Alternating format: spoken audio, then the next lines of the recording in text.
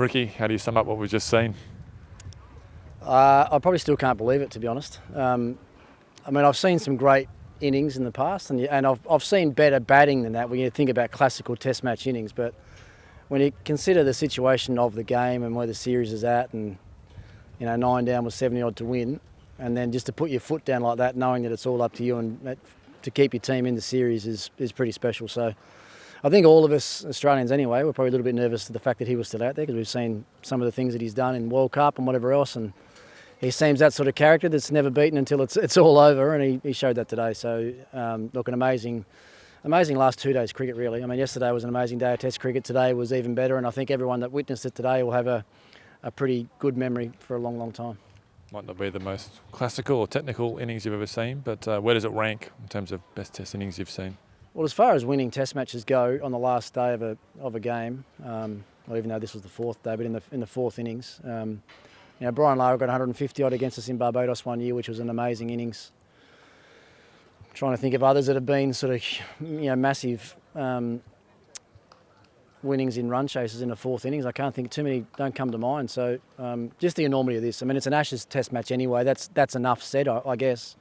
But to get 70 odd with you, when you're 9 down's pretty remarkable. What could have Australia done better to get the result?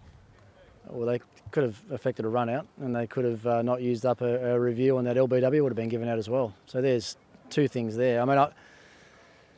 They could have won by 50, they could have won by 80, they could have won by 100, but they could have won by 1 run as well, and then it wouldn't have mattered how much they won by. So they had their opportunities. Warner put Stokes in on 33. I reckon it slipped offline as well. Harris has put him down at third man down here. Davey might have put him down at deep square leg, and then they had a run out and an LBW that was out. So there was enough opportunities there.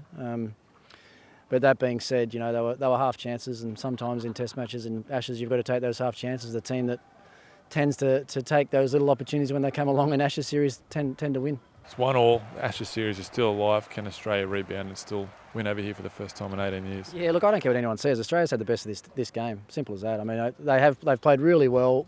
They've had the worst of the conditions, no doubt. Losing the toss day one, they did a good job to get to 179 day one. They could have been bowled out for 80 easily day one, and then to bounce back like they did in bowling out for 67 was an awesome effort. But as we've seen with it, this wicket has been as flat as a pancake all day today. It did nothing with the second new ball.